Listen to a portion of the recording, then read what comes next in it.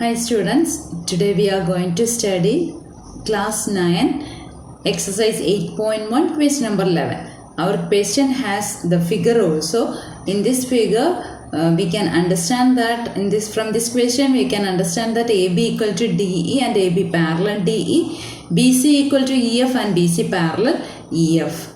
And here we need to prove 6 parts. It's very easy. From the figure itself we can understand that, see, AB equal to DE and AB parallel DE. That means ABED. ABED is a parallelogram because one pair of opposite sides are equal and parallel. Similarly, we can prove the second part also. Here first part is over. Second part means BC and EF are parallel and equal. See, so we can say that BEFC is a parallelogram. So second part is also over.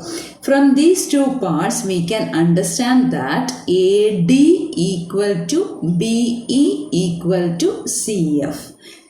So AD equal to CF we can write. Similarly, AD parallel BE parallel CF. So we can write AD parallel CF.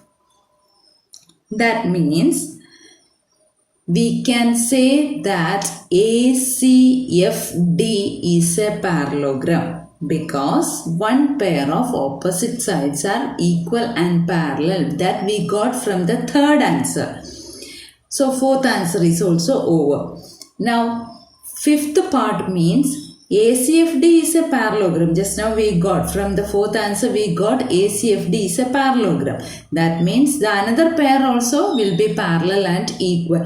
That means AC equal to DF. So fifth part is also over. Now for proving the sixth part, that means ABC and DEF, we need to prove that these two triangles are congruent. It is given that AB equal to DE and BC equal to EF, and from the fifth part we got AC equal to DF. That means all the three sides, by using SSS congruence we can say that these two triangles are congruent.